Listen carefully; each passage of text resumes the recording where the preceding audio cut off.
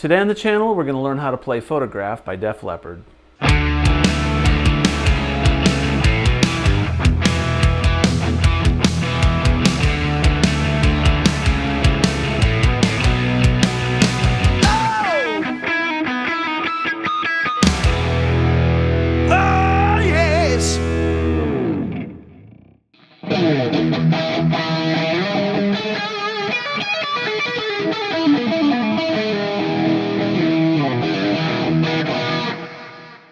Hey everybody, welcome back to the channel. Today we're going to learn how to play Photograph by Def Leppard. This is a great song off of Pyromania, which dates back to around 1983, I believe, produced by Mutt Lange. Fantastic song, great pop sensibilities, great guitar riffs, great guitar layering, texturing, vocals, you name it, the song has it all. I'm going to show you all the licks, all the the guitar riffs in it, and including the guitar solo. So let's take off. Let's get going. So the guitar is tuned to almost E flat. I'm tuned to the record, so I'm going to give you my low E if you want to tune to me. Right there. So there's low E. For whatever reason, they're not quite tuned to E flat. They might have tuned to E flat, and maybe they sped the tapes up a little bit when they mixed and mastered it. That's kind of a trick that some of the bands did back in those days, and unlike Pro Tools and digital Logic and things like that nowadays, you can change tempos and not change the actual key. Well, when they sped up the tapes back then, obviously it would change the keys, and sometimes they did that to make songs shorter, and sometimes they did it to make songs sound a little bit more peppy or alive. So anyway, we're tuned to almost E flat. So let's take a look at this opening riff. The opening riff sounds like this.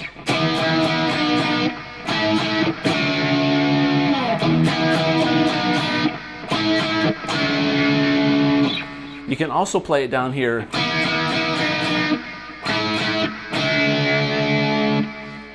I'm going to show you both ways. To me, it sounds like they're doing it down here. I hear this B and the G string.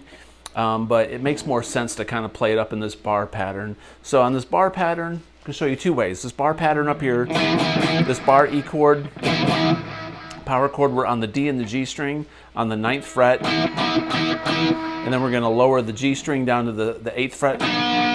So it's, and then we're going to be on the 7th on the D and the 9th on the G. And we're going to be on the 7th on the D and this G string. So together it goes.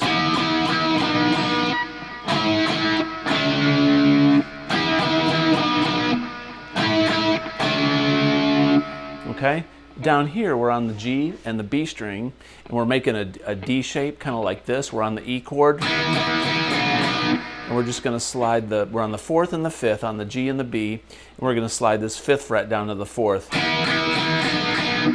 like that. So that's E to a B, and then we're going to be on with our pinky on the 5th fret, on the B string, and our pointer finger on the A note on the G string, the 2nd fret. Then we're going to bring this middle finger down to the 3rd fret.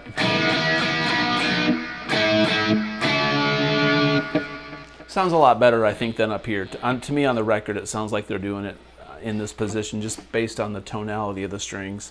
Who knows? Either way will work. When the song kicks off and the drums start, the drums kick in and the lyrics come in, the rhythm of this lick changes. So it goes from that. Okay, lyrics start, it changes to this rhythm.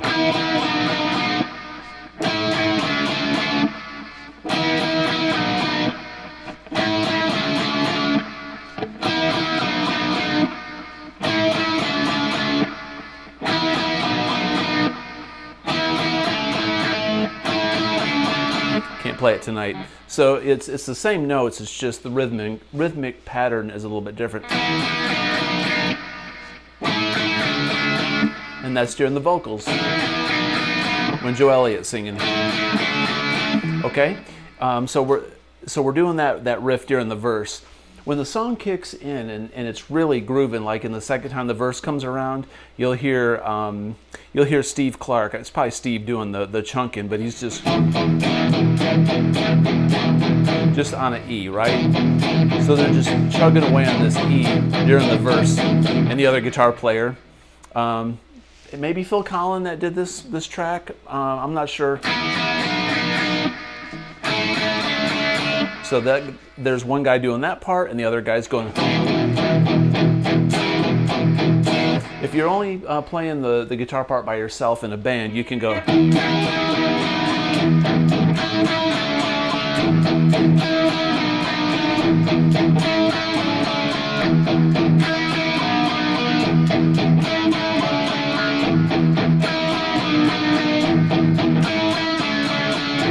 You gotta be a little creative with it, right? Sometimes us guitar players are playing by ourselves. Personally, I like to play in bands with just me and a bass player, kind of like Van Halen, you know, doing just lead guitar, bass, and drums. But on songs like this, you gotta really carry a lot of weight if you're the only guitar player. But it's possible, okay?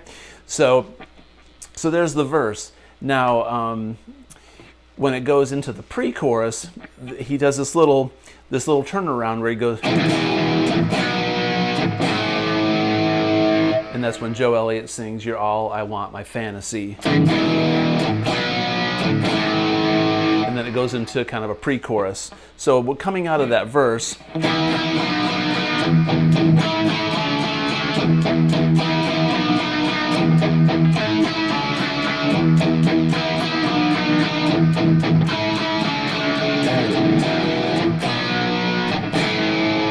that's just an E, a B, and an A. All right, so then the pre-chorus goes.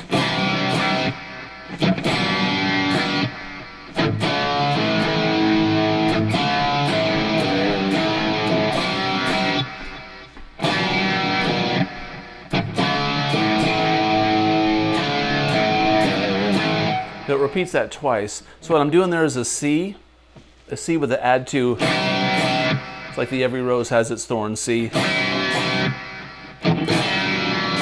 And I'm just bringing my pointer finger down to the second fret on the A string, which is a G chord without the G on the bass. So then D to A. Then he goes D to A again. Then a little G. He bends this back up to that A, okay? Kind of a little cliche metal lick. So again, that pre-chorus is.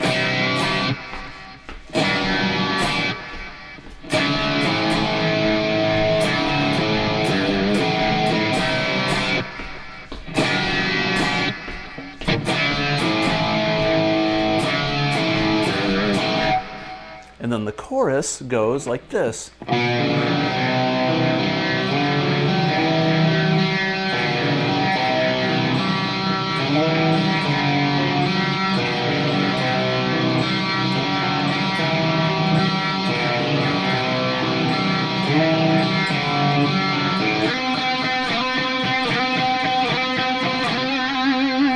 Okay, so the chorus is a B or a G chord. All right, we're doing a G with this third on the pointer finger, and we're going to a C, to a D, to an E minor. Then we do the second pass with G to C, then E minor to a D. Okay, so it just flip-flops it, and it repeats that phrase twice.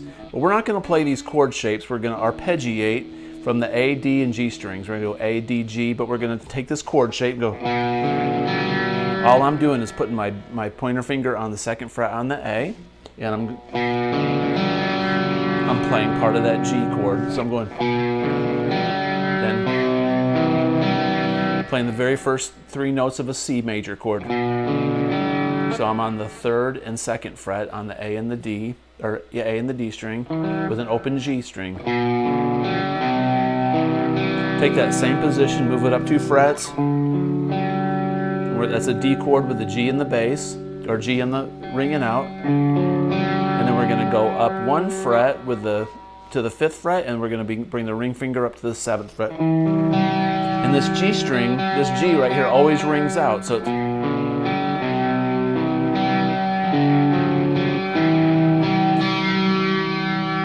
second time through, go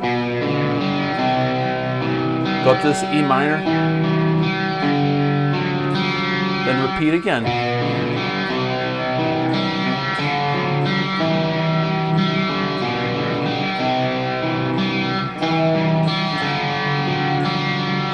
Okay, and then we're going to do this riff, this.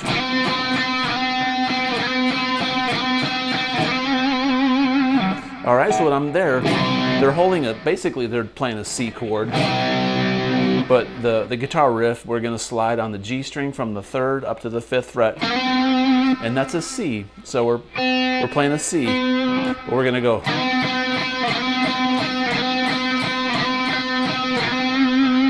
And then put some vibrato, put some stank on it. Okay, so I can't remember how many times he does that little slide up. It's 3 or 4 times.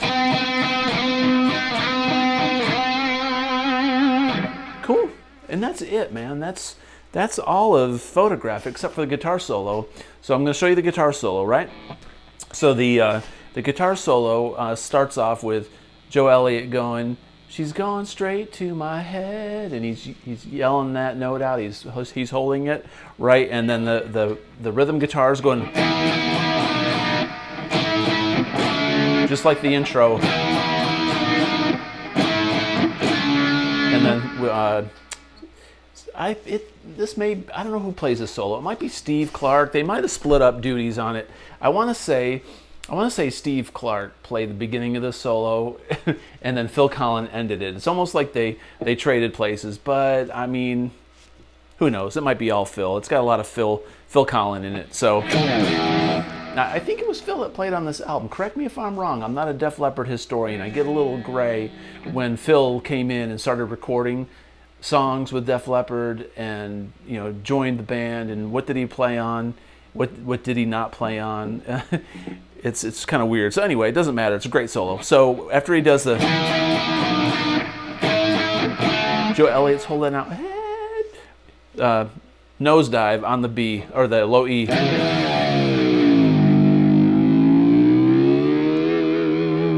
One of the coolest things about these early Def Leppard albums, they always did these big dive bombs on the low E string. It always reminded me of like a B-17 bomber coming in, for a landing, or about to bomb somebody. But real intentional, real low dip, and he brings it back up, a little bit of vibrato, right? And then the first part of the solo goes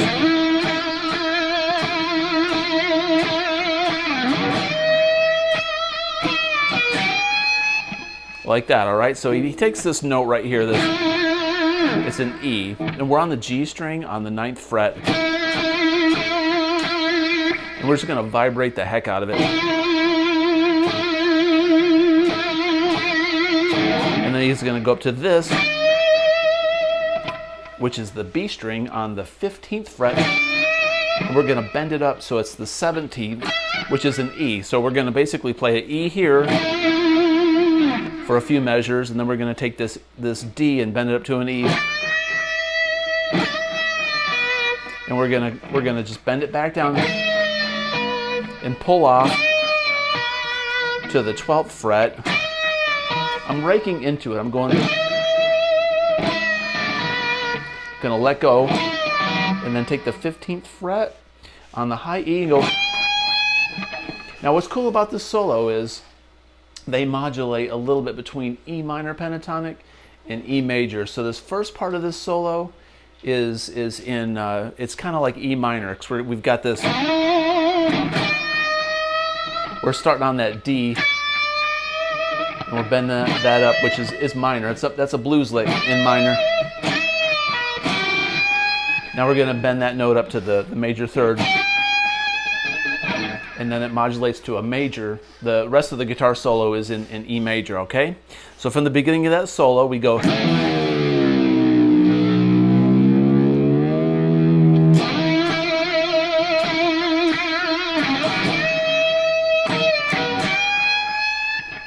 Okay, now we're going to bring it down to the E major pentatonic, E major pentatonic area. So E major pentatonic, if we take our E minor pentatonic scale and slide it down 3 frets, it's going to change it to major.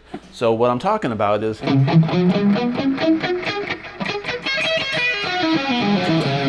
we're not going to play all these low notes. We're going to focus on these top G, B, and E strings for the rest of this guitar solo, all right? So the next part, after he does that, we're going to bring it down here to E major pentatonic. It goes.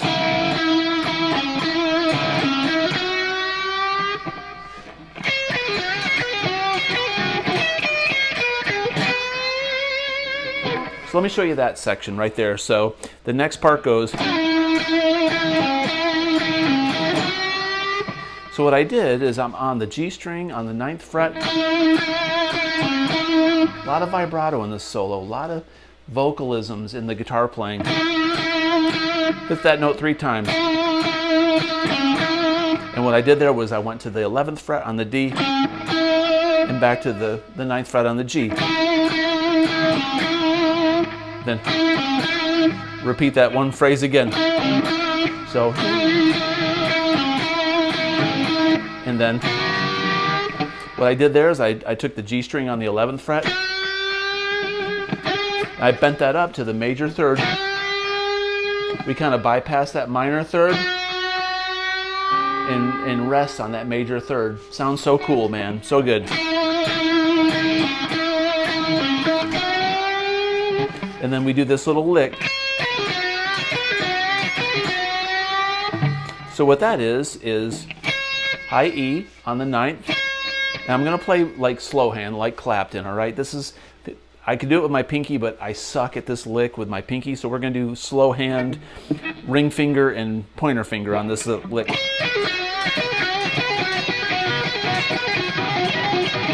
kind of like a Leonard Skinner lick. It's a southern rock lick. So what I did is there's some pull-offs in this and some bends, and it gets a little tricky. So the picking and the pull-offs is catchy, and that's key to getting this lick down fluidly. So on the 9th fret, on the high E string, we're going to play on the 9th fret on a downstroke. It's all down picks, okay? I'm not alternate picking this, so it's going to be, and I'm taking my ring finger and I'm putting it on this 12th fret on the B string. And I'm going to pull off. So it's 2 picks and a pull off.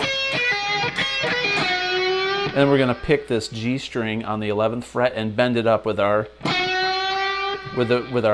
ring finger. No, I'm with my middle finger. And when I come back around to this lick again, I'm going to upstroke on the 9th fret on this high E. So the first one is a downstroke, and then it's an upstroke, then a downstroke, and a downstroke.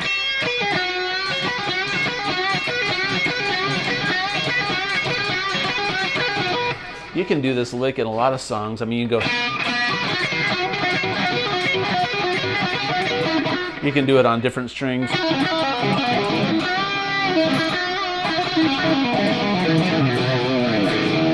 All right, so anyway, I digress, but I'm trying to give you maybe some cool ideas for soloing in other songs. So, does that 3 times. And then we're going to be with our ring finger. So what that lick is I rake into it. A rake is when you palm mute and you go. But I'm going to hold that ring finger on the 12th fret on the high E.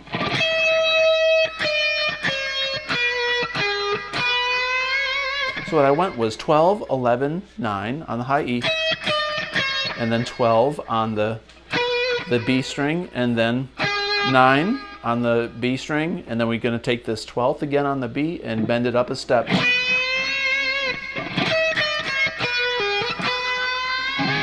So from the very beginning of this lick,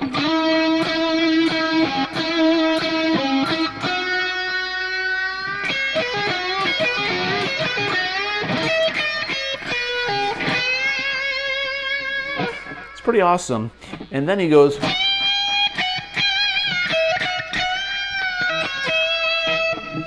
making the most out of these bends and these notes. Not a lot here, but it sounds so good. So we're going to go up to this. We're going up to the next position of the E major pentatonic,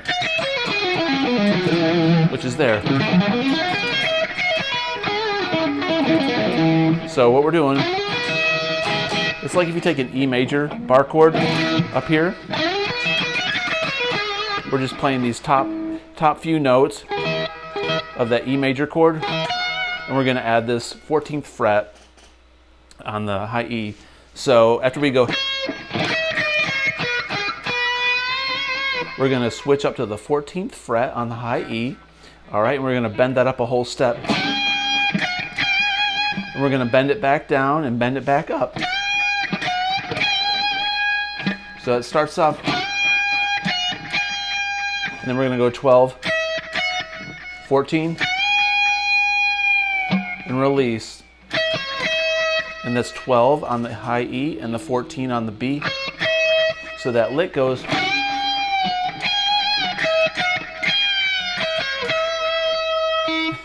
So going into that again, it goes.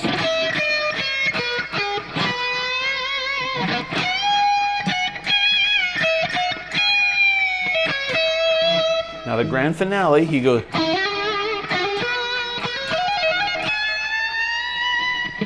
Something like that, all right? So the grand finale is, I'm going to go 9, 11, 12, on, or 9, 11, 13 on the G, and then 11, 12 on the G, or 11, 13 on the G, and then 12 on the B. So it's, and then we're going to go 12, 14 on the B, and then do the speed pick.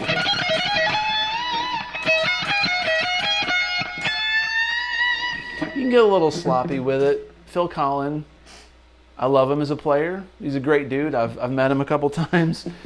Nice human being, great player, but he can be sloppy.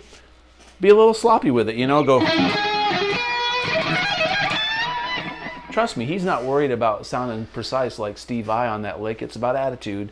If you can play it clean, play it clean. You want to look good around your friends and you want to impress people at Guitar Center and stuff.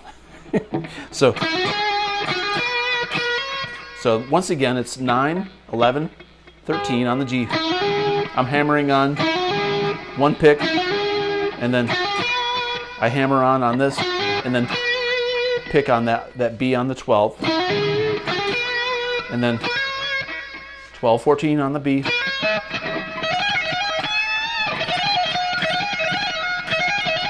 So what I'm doing there is 12, 14, 16.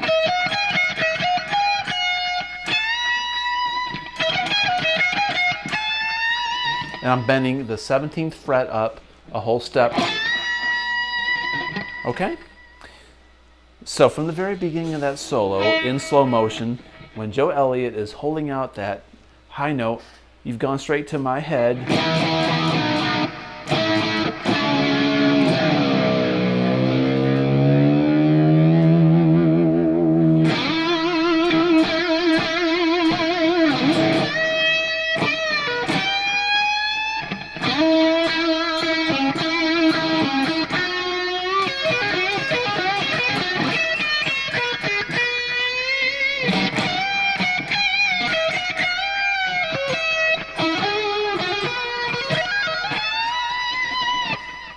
That's it. And then it goes back into the pre-chorus.